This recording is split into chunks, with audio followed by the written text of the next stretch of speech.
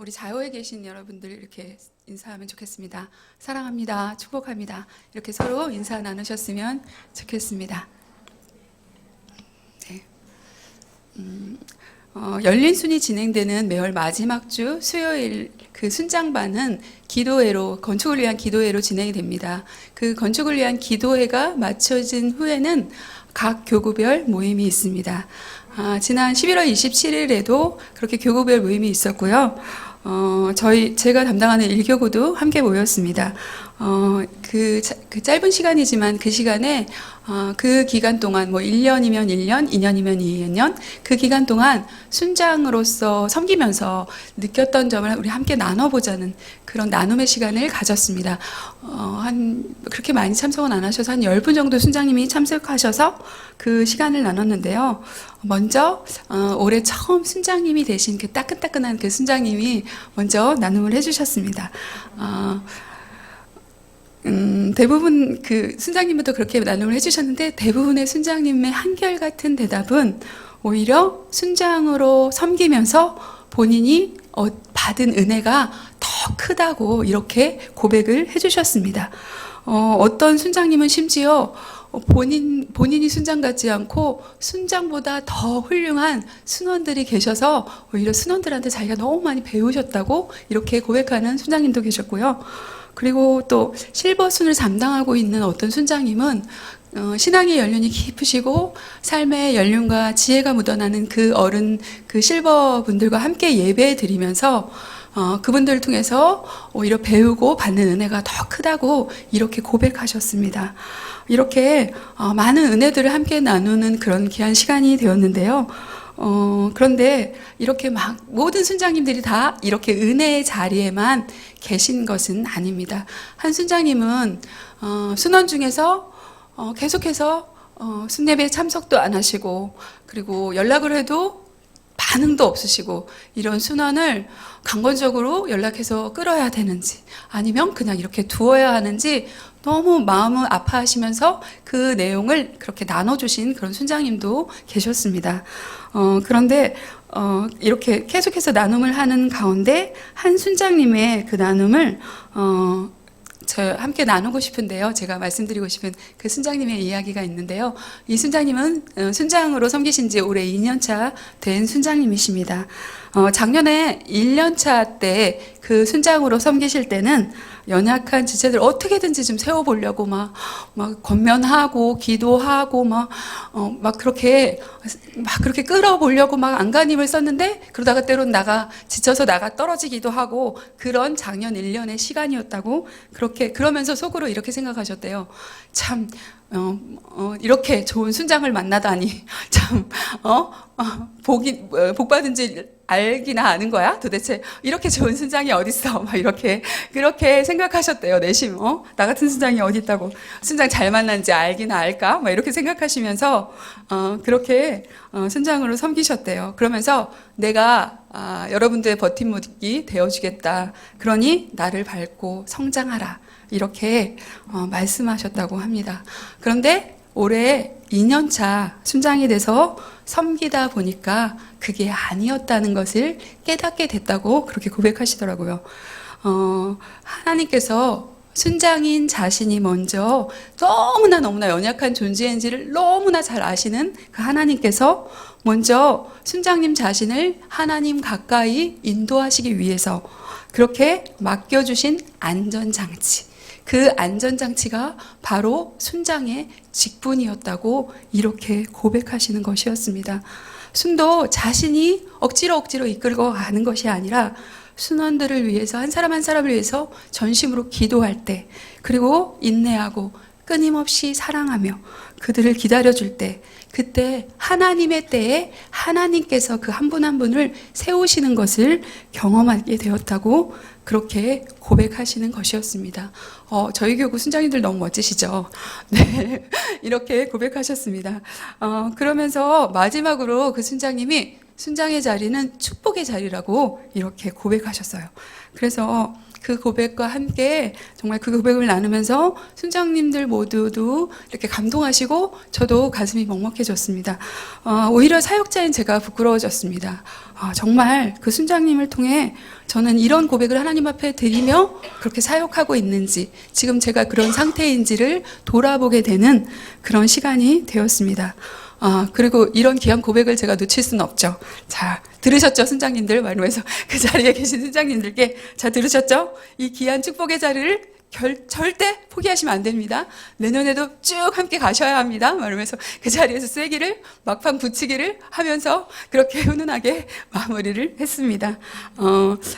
아마 제가 그 자리에서 순장님들, 이 자리는 막 축복의 자리입니다. 막 이렇게 이 자리가 얼마나 귀한 자리인지 아시죠? 막 이렇게 뻔한 멘트로 그렇게 막 축복 운운하면서 그렇게 말씀드렸다면 그 다른 순장님이 그 마음이 열리시고 감동하신 그런 일이 일어났을까요?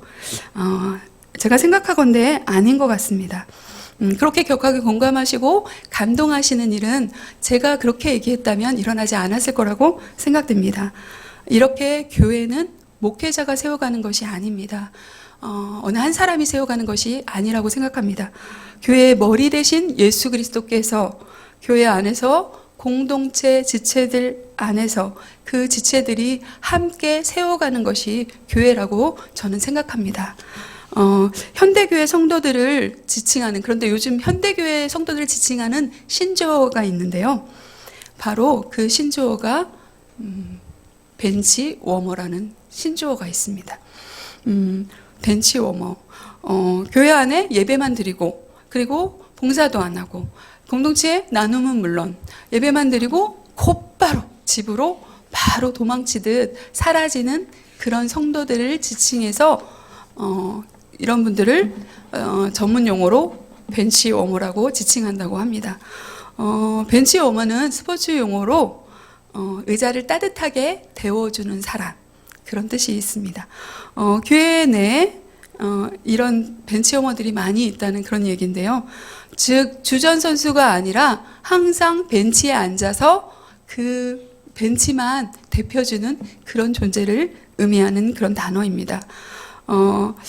교회 안에 이렇게 벤치 워머가 많아진다는 그런 상황이 되었다는 그 다양한 이유가 물론 있겠죠. 다양한 이유가 물론 있겠지만 저는 그렇게 생각합니다. 대부분의 이분들도 성도님들 만나보고 뭐 신방하고 대화하다 보면은 이분들도 한때는 벤치워머가 아니라 교회의 주전 멤버였습니다. 한때는 정말 교회 안에서 열심히 봉사도 하셨고 성도들의 교제의 그 기쁨의 맛도 다 알고 계신 그런 분입니다. 그런데 교회 안에 지체들 간의 그런 문제나 또는 리더십과의 갈등, 또 여러 가지 교회 안의 문제, 기타 등등의 문제들을 통해서 교회를 떠나오면서, 그리고 그래도 하나님을 떠날 수는 없으니까 다른 교회를 찾게 되었고, 그 교회 와서 예배는 드리지만 왠지 그 공동체 안에 들어가고 싶지 않은, 그 공동체의 발걸음을 뒤지고 싶지 않아서 관람객으로 그냥 벤치에만 앉아있는, 그 벤치만 따뜻하게 데피는 벤치 워머로 그렇게 존재하는 성도들이 지금 이 시대에는 너무나 많다는 그런 말씀입니다. 이분들이 과연 어떻게 하면 그 벤치에서 벌떡 일어나서 공동체 안에 그 첫 발을 내딛고 그 공동체로 들어오게 할 수 있을까요? 저는 교회 안에 건강한 소그룹 공동체가 확산될 때 그 소그룹 공동체를 통해서 그런 분들이 교회 안에 들어올 수 있다고 저는 그렇게 생각합니다. 그게 대안이라고 생각합니다. 나도 저 공동체에 좀 들어가 보고 싶다. 그런 바람이 생기는 공동체, 그런 롤모델을 보는 그런 공동체, 그런 롤모델이 되는 그런 공동체가 있다면, 그런 소그룹이 점점 많아진다면, 그렇게 확산된다면 그 교회가 그런 소그룹들이 모여서 건강한 교회를 이룬다고 저는 생각합니다. 그렇다면 과연 건강한 교회 공동체는 어떤 공동체일까요? 그 답은 어쩌면 너무나 간단하죠. 바로 하나님의 말씀대로 세워진 교회 공동체가 건강한 공동체겠죠. 하나님의 말씀대로 세워진 교회 공동체. 그런데 성도님들이나 저나 저희는 모두 그런 공동체를 누구나 다 꿈꿉니다. 그렇게 건강한 공동체를 꿈꾸지만, 그렇지만 현실적으로는 그런 건강한 공동체를 그냥 그런 공동체는 이루어지지 않은 꿈에 불과한 그런 공동체일까요? 우리는 어쩌면 교회 신앙생활은 오래 했지만, 교회에서 신앙생활은 오래 했어요. 교회 안에 오래 머물러 있었어요. 그렇지만 건강한 공동체가 어떤 공동체인지, 정말 하나님이 기뻐하시는 교회가 어떤 교회인지는 우리는 그렇게 고민하지 않은 채 신앙생활을 어쩌면 그렇게 하고 있는 것 아닐까요? 교회가 어떤 곳인지 알아야지, 어떤 공동체가 건강한 공동체인지 알아야지 그런 공동체를 꿈꾸게 되지 않을까요? 그래서 오늘은 교회론인 에베소서 말씀을 통해서 교회가 어떤 곳인지, 건강한 공동체는 과연 어떤 공동체인지 함께 나눠보았으면 좋겠습니다. 먼저 오늘 본문 에베소서 2장. 에베소서는 바울이 지은 서신이죠. 근데 바울이 지은 다른 여러 서신들처럼 에베소서 그 앞부분 1장부터 3장까지는 교리적인 부분에 대해서 기록하고 있습니다. 하나님의 선택과 구원과 그 구원을 입은 교회는 어떤 것인지 1장에서 3장까지 그렇게 말씀하고 있고요. 그것에 대해서 말씀하고 있고, 그 후반부 4장부터 6장까지는 그렇다면 과연 그 교회가 된 지체들, 하나님의 백성이 된 그 지체들은 어떻게 살아가야 되는지 실천적인 면이 그 후반부에 기록되어 있습니다. 그래서 이를테면 가정에서 부부와의 관계는 어떻게 해야 되는지, 또 부모와 자녀와의 관계는 어떻게 해야 되는지, 직장에서 직장 상사와 또 부하의 관계는 어떤 관계를 맺어야 하는지, 이렇게 구체적으로 기록되어 있는 책이 바로 에베소서, 그 후반부에 우리 삶에 대해서 다루고 있는 책이 에베소서인데요. 먼저 그 2장을 중심으로 오늘은 2장을 중심으로 살펴본 교회.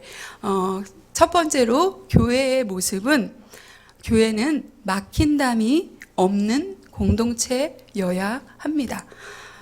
말씀을 우리 한번 함께 읽어볼까요? 2장 1절. 네. 말씀을 우리 함께 2장 1절과 그 이후에 13절에서 15절까지 계속해서 읽어보겠습니다. 시작. 그는 허물과 죄로 죽었던 너희를 살리셨도다. 이제는 전에 멀리 있던 너희가 그리스도 예수 안에서 그리스도의 피로 가까워졌느니라. 그는 우리의 화평이신지라.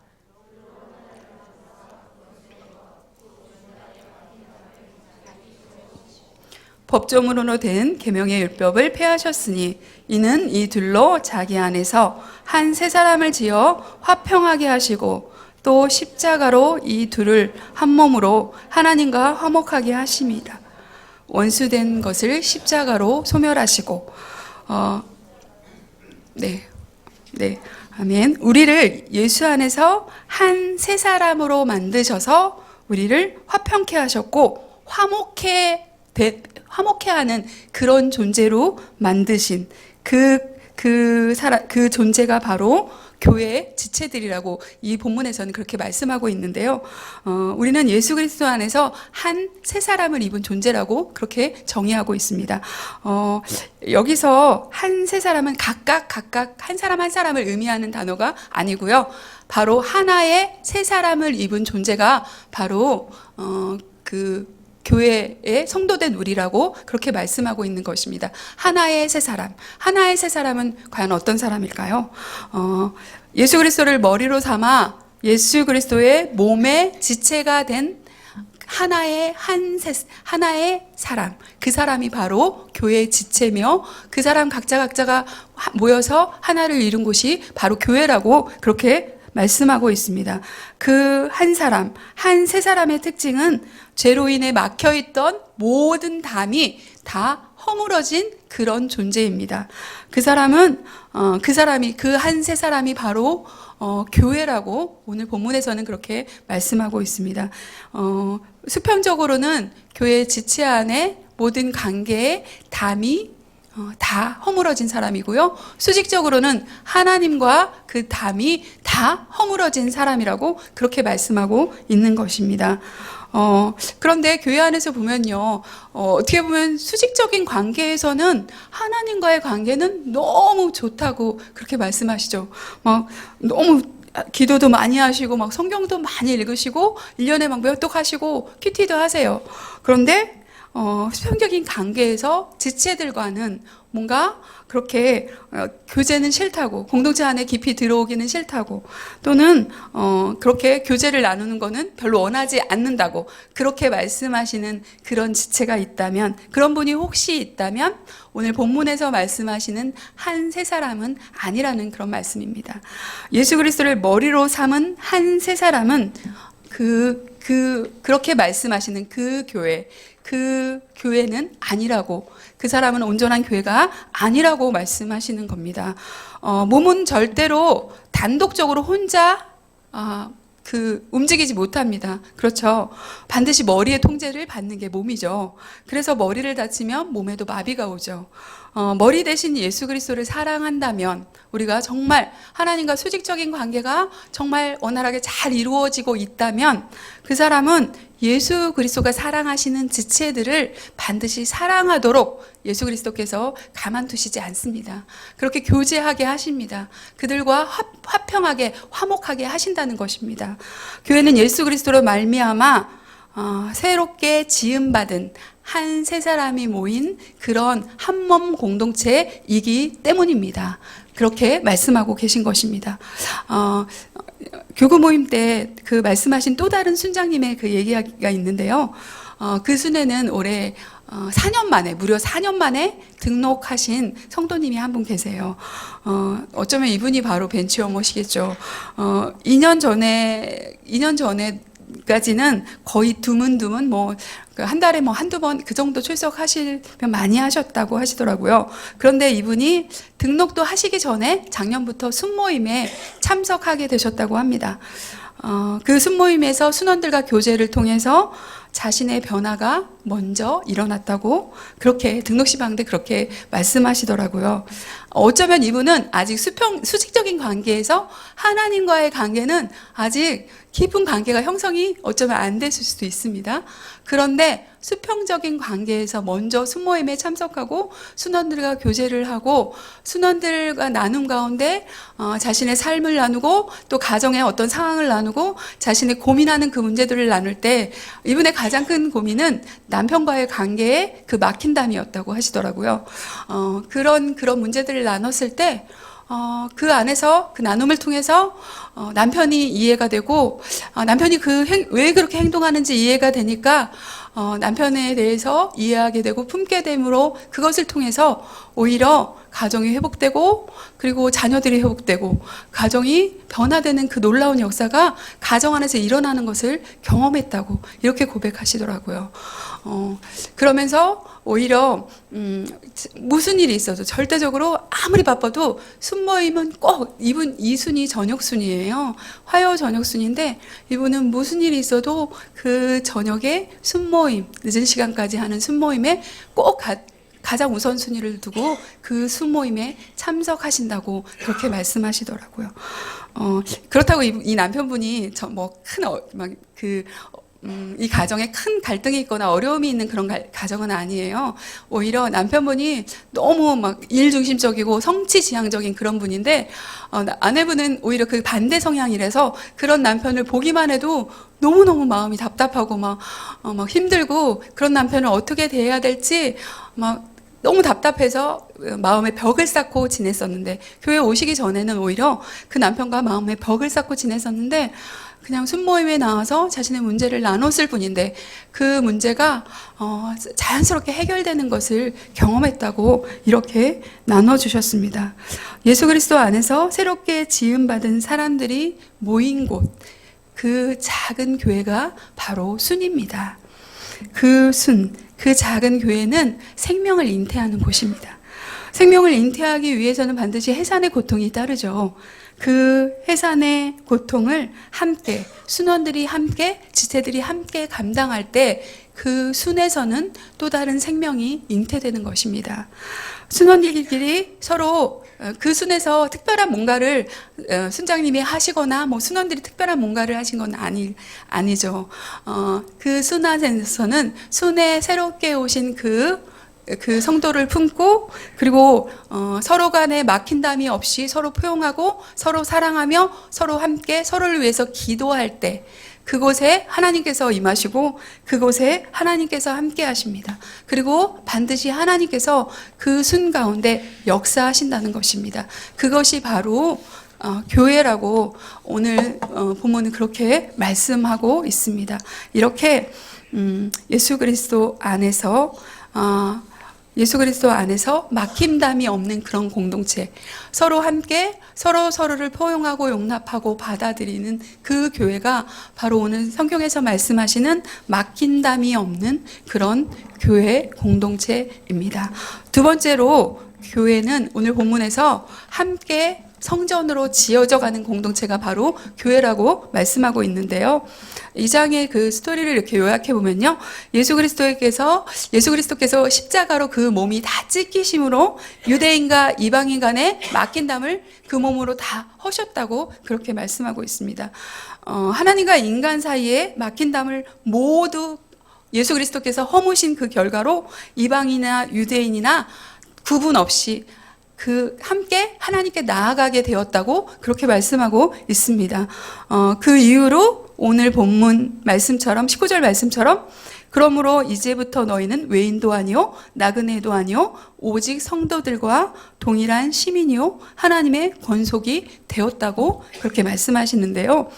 즉 사도 바울이 19절에서 강조하려고 하는 그것은 교회를 하나님의 나라, 그 시민, 그 커다란 울타리로 볼 때 그 울타리 안에서 더 나아가서 교회 권속들, 그 지체들, 권속이라는 말은 바로 가족이라는 의미예요.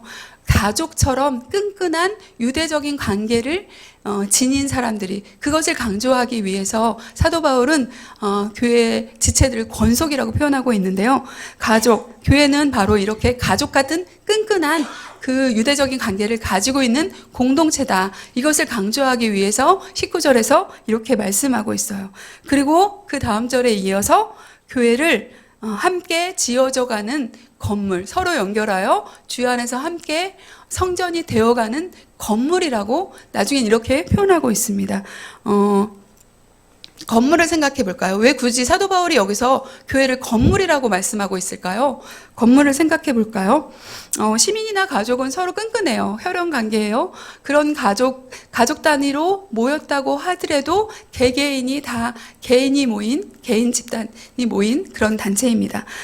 그런 집단입니다. 그러나 건물을 생각해 볼까요? 건물은 어느 한 부분이라도 빠지면 그 건물은 반드시 허물어지게 되어 있다는 것입니다. 반드시 붕괴되어 버린다는 것이죠. 사도 바울은 교회는 하나님 나라의 시민이라는 그 커다란 울타리 안에서 새롭고 끈끈한 가족으로 혈연관계로 묶여졌지만 서로가 서로에게 없어서는 안 될 그런 지체들로 진정한 유기적인 그런 공동체로 묶여져 있고 얽혀져 있다는 것을 표현하기 위해서 굳이 건물이라고 이렇게 말씀하고 있는 것입니다. 교회를 건물이라고 표현하고 있는 것입니다. 21절 말씀을 보면요. 그의 안에서 건물마다 서로 연결하여 주 안에서 성전이 되어가고 이렇게 또 나아가서 이렇게 설명하고 있는데요. 여기서 건물마다 서로 연결하여 주 안에 성전이 되어가고 이 말씀은 각각 다른 건물이 연결되어서 성전이 되어가고 있다는 그런 말씀이 아니라 하나의 건물이 되어감을 의미합니다. 그러니까 서로 연결되어 있고 하나의 건물로 지어져 가는 그런 하나하나의 그 성도들이 바로 건물이 되기 위해서 하나하나 쌓은 한 벽돌처럼 그렇게 한 성도 한 성도가 하나의 성전을 이루기 위해서 모여 있는 곳이 바로 교회라고, 그리고 건물이라고, 사도 바울이 설명하는 건물은 바로 그런 의미를 지금 말씀하고 있는 것입니다. 그렇게 건물, 바로 성도 한 명 한 명이 교회를 짓는 한 벽돌 하나하나라고 그렇게 말씀하고 있는데요. 그렇다면 어떤 건물을 짓기 위해서 그 벽돌 하나하나, 성도인 저희가 벽돌 하나하나가 돼서 어떤 건물을 지으려고 바로 우리를 그렇게 벽돌 하나하나라고 말씀하고 있을까요? 어떤 건물일까요? 그 건물은 바로 하나님이 거하실 거룩한 집입니다. 우리는 하나님이 거하실 거룩한 집으로 지어져 가고 있는 하나하나의 벽돌들이라고 그렇게 말씀하고 있는 것입니다. 하나님은 우리 각자 한 사람 한 사람 안에도 계시지만 우리가 서로 연결되어서 함께 지어가는 그런 전체 교회라는 건물 안에 하나님이 거하신다고 그렇게 말씀하고 있는 것입니다. 그리고 더 나아가서는 그 건물이 점점 더 자라가야 한다고 사도 바울은 오늘 저희에게 말씀하고 있습니다. 그 건물은 점점 더 자라가야 한다고 말씀하고 있습니다. 21절 지금 21절 본문에서 그의 안에서 건물마다 서로 연결하여 주 안에서 성전이 되어가고, 여기에서 되어가다는 그 헬라어 원어는 아욱세이라는 그 원어인데요. 이 원어의 뜻이 길러지다, 자라나다 이런 뜻이 있습니다. 그렇다면 성전이 자라난다는 것은 과연 어떤 의미일까요? 교회가 커지는 것을 의미할까요? 성도가 많아지면 교회가 자라가는 걸까요? 본문이 말하는 그 건물의 특징은 바로 그 성전이 그 자라나야 된다는, 거기에서의 그 성전의 의미는 거룩을 의미합니다. 거룩을 의미하는 단어가 바로 나온 하기온이란 단어인데요. 성전이라는 그 단어가 바로 거룩한 전이라는 그런 뜻이 있습니다. 교회가 성전이 자라가야 되는 궁극적인 이유는 결국 거룩해져야 하는 그 궁극적인 이유는 그 성전 안에 예수 그리스도께서 거하셔야 하기 때문입니다. 거룩하지 못한 곳에는 하나님이 거하실 수 없기 때문입니다. 그러니까 교회가 자라간다는 것은 점점 죄를 버리고 거룩하고 성결하게 성화되고 변화되어서 점점 그런 모습으로, 예수 그리스도의 모습으로 변화된다는 그런 의미입니다. 우리는 계속해서 자라가야 한다고, 그것이 교회의 본질이라고 말씀하시는 것입니다. 성전으로 자라가야 한다고 말씀하십니다. 그 말은 교회 한 사람 한 사람이 교회의 벽돌이 되어서 새롭게 다듬어져야 한다는 그런 말씀입니다. 교회 벽돌이 되기 위해서, 성전이 되기 위해서 한 사람 한 사람이 다듬어져야 한다고 말씀하고 있는 것입니다. 하나님은 우리를 거룩하게 하기 위해서 결국은 이 땅에 친히 사람의 몸을 입고 이 땅에 예수 그리스도를 이 땅에 보내시고 사람으로 이 땅에 오셨습니다. 그래서 친히 죽으시고 우리를 하나님의 나라의 시민, 하나님의 가족의 신분으로 변화시켜 주셨습니다. 그리고 우리의 옛사람을 계속해서 변화시켜 가기를 원하십니다. 우리의 옛사람, 옛 자아가 죽어가고, 그리고 예수 그리스도의 형상으로 한 새 사람을 입은 그런 새 사람으로 우리를 계속해서 변화시켜 가기를 원하십니다. 그 훈련의 장이 바로 교회 공동체라는 것입니다. 그래서 하나님이 때로는 지체들을 훈련 조교로 그렇게 사용하실 때가 있습니다. 혹여나 공동체 안에서 우리 마음을 막 힘들게 하고 공동체를 막 떠나게 하고, 공동체 진짜 떠나고 싶다 이런 마음이 들게 만드는 그런 지체들이 혹시 있으시다면 우리 각자를 하나님께서 정말 잘 다듬어진, 하나님께서 사용하실 만한 그러한 벽돌로, 하나님의 성전이 되기 위한 그런 벽돌로 다듬어 가시는 것이라고, 그렇게 우리를 다듬고 계시는 하나님의 섭리가 있다는 것을 생각하셔야 합니다. 우리는 아직 공사 중입니다. 아직도 다듬어지지 않은 우리의 그 벽돌, 그 내 모퉁이의 뾰족뾰족한 면이 때로는 다른 사람을 우리도 아프게 할 때가 있다는 것입니다. 그럴 때, 나 어떻게 나한테 이렇게 할 수 있어? 이제 다시는 순모임에 안 나갈 거야. 이렇게 하시면 안 된다는 것입니다. 다윗을 한번 생각해 볼까요? 다윗은 아들 압살롬이 쿠데타를 일으키죠. 그래서 궁전 후문으로 도망치는 그 순간에 시므리가 나타나서 다윗을 막 저주합니다. 그때 다윗과 함께였던 군대 장관이 칼을 뽑아서 왕이시여, 내가 당장 저자를 처단하겠습니다. 이렇게 다윗에게 얘기했을 때 다윗이 뭐라고 얘기하죠? 다윗은 그 시선을 자기를 저주하는 그 시므리를 향하는 것이 아니라 오히려 그 시선을 들여 위로 하나님을 쳐다봅니다. 그 시선을 하나님께로 향합니다. 그대로 두어라. 그 저주가 나에게 임할만 하거든 하나님께서 그 저주를 내게 임하게 할 것이고, 그 저주가 나에게 임할 저주가 아니라면 하나님께서 저자를 다루실 것이다. 이렇게 말씀하죠.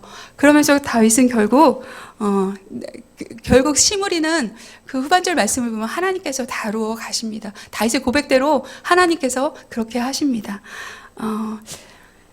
우리는 혹시 공동체 안에서 나를 아프게 하는 지체가 혹시 있다면 칼을 딱 뽑아가지고 단칼에 정말 무 자르듯이 그 지체를 딱 정리하거나, 정말 내가 순모임을 딱 끊거나, 학원을 끊듯이, 마치 학원을 끊듯이 모든 관계를 정리하고, 네, 다시는 안 나가겠어, 막 이렇게 정리하는 게 아니라 그렇게 하시면 안 된다는 것입니다.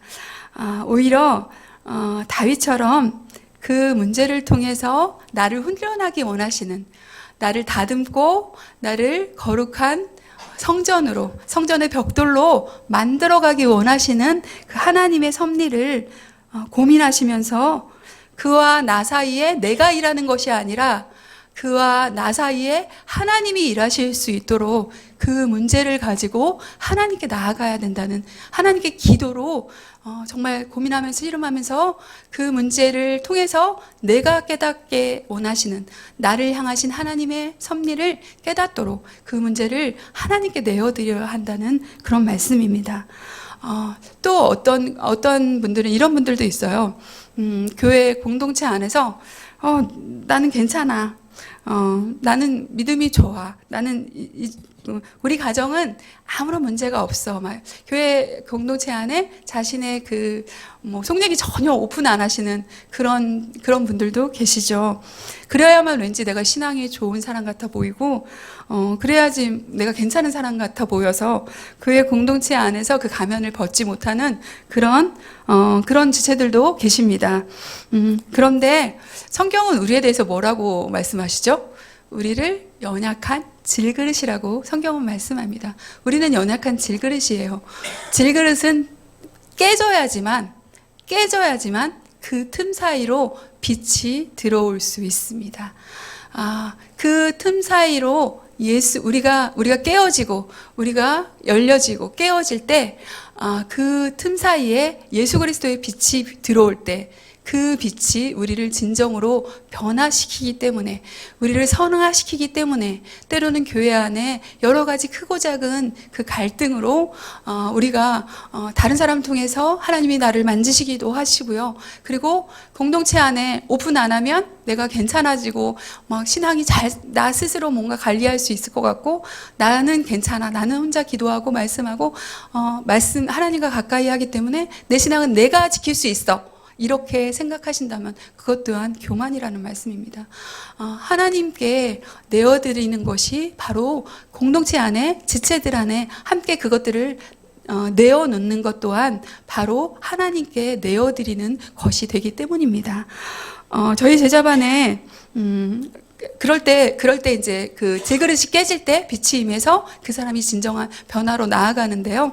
저희 제자반 안에 어떤 젊은 집사님이 계신데요. 늘 이 집사님은 젊은 집사님인데 늘 다른 사람들에게 내가 힘들어 막 이런 얘기를 하기를 너무 꺼려하시는 분이세요. 다른 사람에게 괜히 얘기했을 때 나의 짐을 그 다른 사람들에게 전가하는 것 같아서 그런 얘기를 잘 표현을 못 하신대요, 평상시에. 그런데 이 집사님은 주말 부부예요. 어린 자녀가 셋이나 있으세요. 독박 육아로 거의 뭐 3년 정도를 그렇게 주말부로 지내시다 보니까 그동안 버티다가 최근에는 숨이 막힐 정도로 한계가 최근에는 오셨다고 하시더라고요. 그런데도 혼자 풀어보려고 기도하고 말씀으로 막 이렇게 막 혼자 아무리 몸부림쳐도 최근에는 너무 막 화가 나고 답답하고 아이들에게 막 틈만 나면 막 분노를 쏟아놓는 그런 자신의 모습을 볼 때 또 막 자신을 정죄하고 이렇게 계속 그런 패턴이 이어졌는데요. 어느 날 이 집사님이 제자반에 와서 깨졌습니다. 별 다른 이야기를 한 것도 아니에요. 그냥 나 너무 힘들어요. 이렇게 얘기하시더니 나 너무 지쳤어요. 이렇게 얘기하시더니 펑펑 우시더라고요. 그래서 저희는 그냥 그 제자반 지체들이 함께 울며 그 집사님을 위해서 함께 기도했습니다. 그런데 그 다음 주에 아주 밝은 얼굴로 이 집사님이 완전히 바뀌어서 그 다음 주에 제자반에 왔더라고요. 그리고 이렇게 고백했어요. 하나님과 자신과 막혀있는 어떤 막 같은 거, 그 막 하나가 제거되는 것을 느꼈다고, 공동체의 기도를 통해서 그 답답함이 다 사라지는 것을 느꼈고 한 주 만에 자기가 완전히 회복되었노라고. 그래서 너무너무 그 기도가 감사하고 공동체가 얼마나 중요한지 깨닫게 되었다고 이렇게 고백하는 집사님을 보게 되었습니다. 그리고 이분이 이제 주말부부다 보니까 부부순인데 잘 참석을 못했었는데 그냥 그래도 임시 방편으로 주중 그 여자순에 이렇게 그 순모임에 몇 주 안 남았지만 참석하겠노라고. 그런데 놀랍고 신기한 거는 그래서 한 순장님께 제가 그분이 이렇게 받아줄 수 있는지, 몇 주 안 남았지만 이분을 받아줄 수 있는지 여쭤봤습니다. 근데 놀랍고 신기한 거는 그 순장님이 벌써 수요 여성기도 때 그분이 혼자 와서 기도하는 모습이 너무 안쓰러운 마음이 계속해서 그 마음속에 들었고, 그래서 자기도 그분을 품고 기도하고 있었노라 이렇게 고백하시는 거예요. 그래서 그 순으로 결국은 이제 요즘엔 나가서 순모임을 하고 있습니다. 참 하나님께서 앞서 행하시고 하나님께서 먼저 일하시는 그 공동체 안에서 하나님이 역사하시는 것을 함께 보고 함께 경험하는 것이 바로 공동체라는 그런 말씀입니다. 우리는 아직 그 미완성된 성전을 함께 지어가는 그런 교회 공동체입니다. 요한복음 2장에서 예수님은 자신을 성전이라고 말씀하셨습니다. 완성된 성전은 예수 그리스도께서 이 땅에 다시 오실 때 재림하셔서 우리를 영원한 새하늘과 새 땅, 그 거룩한 새 예루살렘 성전에 함께 들어가게 하심으로 그 인도하실 그날까지 우리는 계속해서 공사 중인 그런 사람들입니다. 여전히 공사할 때가 우리는 한두 군데가 아니죠. 우리는 한두 군데가 아니에요. 저를 봐도 그렇고요. 저 역시도 연약한 공사 중인 그런 모습입니다. 이런 우리를 너무나 잘 아시는 하나님께서 친히 공사 매뉴얼을 우리에게 주셨습니다. 그 매뉴얼이 무엇일까요? 바로 이 성경 말씀입니다. 20절 말씀에, 오늘 보면 20절 말씀에서 이렇게 말씀하고 있거든요.